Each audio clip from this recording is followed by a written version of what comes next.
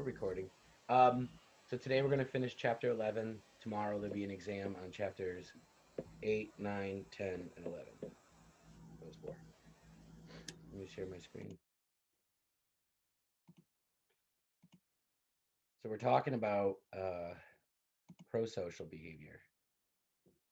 And we said that altruism is the motivation to help. It's that drive to help. And pro-social behavior is helping behavior, right? So our feelings can impact whether or not we we do something. So in one we help others. So in one study, they had um, they had planted uh, a quarter in a phone machine outside of the grocery store, and then they would just wait for someone to come out. And if you anybody that grew up in the 80s or 70s or whatever, they know that if you pass by a phone booth, you're gonna stick your finger in there and see if there's a quarter hanging out. Well, anyway, so people would come out and they'd stick their finger in there and find a quarter, or they wouldn't find a quarter, right? So they would intentionally put one in or intentionally make sure there wasn't one in there. You guys know what I mean by that in the phone thing where it returns your change? Anyway, so then once they saw someone check inside the phone thing, I don't even know what to call it, phone booth thingy, and if they found a quarter or not, that wasn't really what the mark was, but they just had to check it. And then once they checked it, someone intentionally dropped a bag, or it says here picking up paper. So what happened was they had someone else drop something in front of them, and they wanted to know if the people found a quarter, would they help? And if they didn't find a quarter, would they help? Anybody want to take a guess?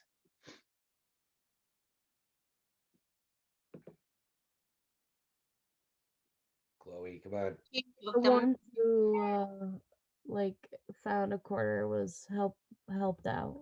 That's right. Is it better mood? 84% of people who found coins that they left in the payphone helped someone else pick up papers, whereas only 4% of those who did not find coins helped. So when people are in a good mood, they're more helpful in a variety of ways. Being in a good mood can increase helping for these reasons. Good moods make us look on the bright side of life. Helping others can prolong our good mood, right? Keep the party going, right? And lastly, good moods increase self attention. When you're in a good mood, you're focusing on yourself. Oh, but sometimes when we feel bad, we'll do good things, right? So one kind of bad mood clearly leads to an increase in helping others. That's feeling guilty. So people often act on the idea that good deeds cancel out the bad ones. So let's see. And what they did is they uh, they asked people to donate to a cause as they were waiting in line for confession. Okay, they would go into the church, and as they came into the church, every other person they'd ask, "Hey, we're collecting for something. Would you donate?" Right? And then the other half of the people that they did not ask, they asked them after they confessed. And so what they found was people prior to confessing donated more because they were feeling guilty before, like they were thinking about all the things they were going to confess. And so um, they ended up like donating more money. Situational I feel like determinants. that's Huh? cheating the system right there. Yeah, right? Yeah. So what is so how can you use that, right? You could use that in everyday life. You know that if someone's feeling guilty about something, that's the time to pounce. It's kind of That's mean. so mean. It is mean, I know. What about our environments, right? The rural, the country, we'll say, versus urban, the city, right? So suppose you're walking down the street and you see a man suddenly fall down and cry out with pain. He rolls up his pant leg, revealing a bandaged shin that is bleeding heavily. What would you do? Well, in small towns, half of the people where they conducted this study who walked by stopped and offered to help. In large cities, only 15%. So about 1 in 6. So is it because the people are meaner in cities? What's the deal with that? What do you guys think? Timmons. Timmons. Oh my god, I remember this. What's that called? There's like this certain thing about like a bunch of people like walking by or Oh, whatever. the bystander effect? Yeah. Okay, that's good. Timmons. Timmons. What? Ask the What? question. So do you agree with Chloe? Do you think that that's what it was? That they're because of the bystander effect, they're less likely to help? Yeah, that's what I was thinking, Is because that there's what you more were thinking? people. Okay. All right. Well, turns out there are a couple things. First, people who grew up in a small town are more likely to internalize altruistic values. Alternatively, the immediate surroundings might be the key and not people's internalized values. What does that mean? It's saying that in a city, people are overwhelmed with stimuli, all the noise, right? All the smells, all the movements, the sights. People living in cities are constantly being bombarded with stimulation, and they keep to themselves to avoid being overwhelmed by it. So it's perhaps, they say, it has nothing to do with the number of people, although we know that that's true, because they would do this with only one person around, but they'd be in a city. So it doesn't necessarily mean that it was because there were more people. It's all the stimuli in the environment, and it's called the urban overload hypothesis. So according to the urban overload hypothesis, if you put an urban dweller, right, a city person in a calmer, less stimulating environment, they would be likely to as help as anyone else. And it's true. You could take someone from the city, plant them in the country, somebody falls down, they're going to help. And you take someone from the country, plant them in the city, and they fall down, they're not going to help. So when the opportunity for helping arises, it matters more whether the incident occurs in a rural or urban area than where the witnesses grew up. Also, it also depends on the number of times people move or how bonded they are to that community. So it is not only where you live that matters, but how often you've moved from one place to another. People who have lived a long time in one place are more likely to engage in pro-social behaviors that help the community. Living for a long time in one place leads to a greater attachment to the community, more interdependence, right, with your neighbors, relying on each other, and a greater concern with one's reputation in that community. Because if you grew up, born and raised, West Philadelphia, right, you grew up there and you're living there, you, you have a reputation. And then lastly, what Chloe mentioned and Timmons backed up, the number of bystanders, right? The bystander effect. We know about Kitty Genovese, right? And how 38 witnesses failed to call the police. They all thought someone else was going to do it. The greater the number of bystanders who observe an emergency, the less likely any one of them is going to help. The bystander effect. Yeah. Okay, so they replicated it without someone being, murdered, and they had someone um, fake a seizure in front of. Let's see, there were a certain number. Hold on. Um, I don't know. I feel like for me, no matter like if I was in like a city or not, I would just help out because that's like the type of person I am. Because like I was a lifeguard and stuff, and I know what to. oh, aren't you special? I don't know. I would do it because like when I see somebody like in trouble, I always like help out no I matter believe what. you. I believe you, and I think there's a lot of that. You have what we call the altruistic personality, right? I guess so. I just like if somebody's crying, like I'm right there with them. Yeah. Okay. Actually, I wanted to ask about this. Is it it depends on the person, not the environment? Well, it depends on a number of things, but it can be the person, but it can also be the environment, and lastly, it could be the number of people. Hello. Okay. Yeah. So when they did this study, they had someone fake a seizure. In the green, they had a Confederate, an actor, fake a seizure in front of someone who thought they were alone. And you could see the time in on the x-axis, right? Uh, the time it took uh, from the start of the seizure until the uh, helping behavior. Long story short, in the green, you can see that when they thought they were alone, they were more likely to help. In the red, there was somebody else there, and they were less likely. And then in the blue, uh, where there were four other people. So clearly the bystander effect occurs. It and it it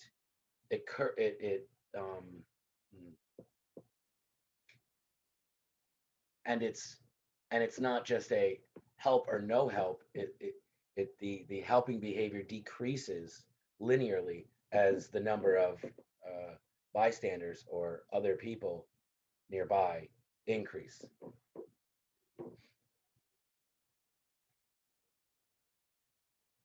So there are 5 steps to helping in an emergency.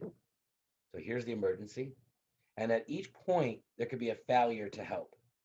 Okay, so one, first thing is you have to notice that there's an emergency. Okay, but if you're distracted or you're in a hurry, you're not going to help. So that leads to no helping. But now let's say you are paying attention. Now you have to not only notice the event, but you have to interpret it as an emergency. Okay, the pluralistic ignorance, where you interpret the event as a non-emergency because no one else is doing it. That's why they call it pluralistic ignorance, because you're wrong, so you're ignorant. But it's pluralistic in the sense that you're basing your decision on what others are doing. So step one, you notice it or you don't. Okay, if you notice it, you go to step two. Okay, that happened. Oh, that's an emergency, but no one's doing anything, so I guess it's not an emergency, so no helping. Okay, but let's say you do interpret it as an emergency. You go to step three. You assume responsibility. You think, well, I need to help, right? Because that's what I'll do. My name is Chloe. But if it could lead to no helping if you think that it's not your responsibility and that there are other people around and someone else will go ahead and do it. All right. So now you notice the event, you interpret it as an emergency, you assume responsibility. Now the next step is you have to know the actual help that's needed, right? So if you don't know how to solve the problem, you're not going to help. But if you do know, then you go to step five, and now you will actually do it. You implement, you will help, right? But if it causes a danger to yourself, if you're worried about legal concerns, embarrassment, um, and essentially if the cost of helping is too high. So even if you notice it, you know it's an emergency, you do assume responsibility, you know how to help, but it's just too dangerous, you won't help. Professor, you know that we used to learn that the Western country the people doesn't care to help, and they show us videos that, for example, somebody on the street asking for help, and people are passing by, and they never help, and they say like our culture, like the Mediterranean culture or the Middle Eastern culture, we used to help people, but in the Western culture, they doesn't help. So this is what we grow up learning about the Western countries or culture. It's interesting. Yes, Um, I see things different because I used to live in Italy, and I know that uh, it's a bit different in Italy because sometimes you have to be careful because you know it's dangerous to help, but you have to call the police immediately. mm, So I know it's different, but most of us grow up learning that the Western countries and culture, they doesn't help anyone. yeah, yeah, that's interesting. Um, there was this I mean, there's some truth to that. Um, but there's also but but it's what we just covered, and that is you will see that lack of helping in cities. That's true. But you will see more helping in the rural or bucolic areas. And there was this issue in China, which is an Eastern culture, a collectivistic culture, where people were faking injuries, and then when someone would help, uh, they would sue them um, for helping the wrong way, and people were being sued. So in China, for a while, there was this rash of lawsuits, these scams where they would fake an emergency, someone would try to help, and then they would sue that person. And so they were telling people of China, like, be aware of these things. Be like you said, call the police. Don't try to immediately help because you could be sued. Um, and then, yeah, yeah. But that's interesting that you shared about the Middle Eastern education, how the That's pretty cool. Western culture is not pro-social. Makes sense. I mean, it does make sense. I don't like it, but I guess I understand it. So something as trivial as being in a hurry can make more of a difference than what kind of person someone is. So seminary students, these are people who want to become like priests and whatnot, who were the most religious were no more likely to help than those who were the least religious. What does this mean?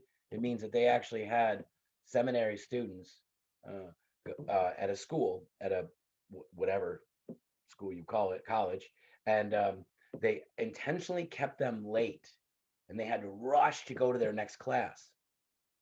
And then as they're late, right? They're over, the time limit, and they have like only a few minutes to get to the next class. So they're rushing there, and then they had someone like fake an injury, and they were like, nope, nope, and they went right past that person.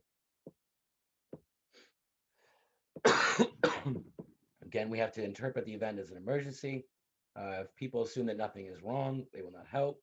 When other bystanders are present, people are more likely to assume it's not an emergency. Again, pluralistic ignorance, assuming that nothing is wrong in an emergency because no one else looks concerned.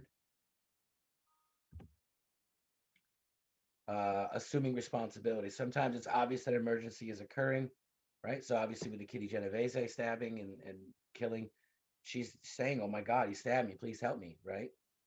So it's obvious. But even if we interpret an event as an emergency, we have to decide that it's our responsibility to do something about it. And there's that diffusion of responsibility. Your responsibility is diffused out onto others, right? Again, knowing how to help. Suppose that on a hot summer day, you see a woman collapse in the street. No one else seems to be helping. So you decide it's up to you. What should you do? As the woman had a heart attack? Is it heat stroke? Should you call an ambulance? Administer CPR? Try to get her out of the sun? So if people don't know what form of assistance to give, obviously they will be unable to help. And then lastly, deciding to implement the help. So even if you know what exactly kind of is needed and appropriate, there are still reasons why you might decide not to. You might not be qualified to deliver the right kind of help. You might be afraid of making a fool of yourself, of doing the wrong thing, placing yourself in danger. So the effects of media, video games and music lyrics, pro-social video games and songs increase helping. Why? So you know those co-op games? What do they call them? Are they co-op? When you get online. Is that what it's called, Chloe? Do you know? Don't you play video games, Chloe? Get online for what? Those There's Call Call of Duty things and Yeah. What's that called? It's a kind of game. co-op games. Oh, it is Yeah. co-op. Okay. All right. Those actually increase helping behavior, believe it or not. Even though you're shooting other people, you're working together with other people, and it actually improves or increases pro-social behavior. So how can helping be increased? We can increase the likelihood that bystanders will intervene simply by being aware that these barriers exist. So one of the great things, and I've already told you this in either intro or in this class, just knowing that the bystander effect exists increases the likelihood that you will not commit to it. there were several cases where people were on college campuses where people were threatening suicide or like jumping off of a tower. This actually happened. And this young lady, one of the students, kind of said, okay, you know, and talked the guy out of it, right? And so when she was interviewed by a news station, the the interviewer, the reporter asked her, you know, so what's the deal? Like, why did you help this person, or what was going through your mind?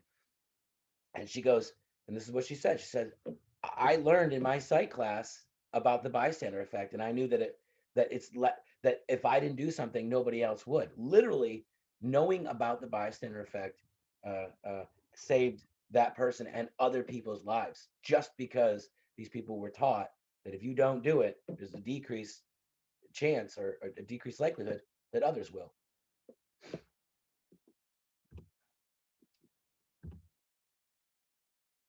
How do we increase volunteerism? You can mandate it, right? And there'll be some strong external reasons, but the problem with that is it undermines the intrinsic interest. You're not doing it for the sake of doing something right now, right? You're doing it because you're forced to do it. So we need to encourage volunteering while preserving the sense that the behavior was freely chosen. Positive psychology focuses on people's strengths and virtues. Social psychological approach, we want to investigate the conditions under which people act in a positive, helpful, or negative, unhelpful way. And that's it. Does anyone have any questions? No. Yeah, Corey, you made it to the last like 3 minutes of class. Salad dog. I'm gonna stop recording.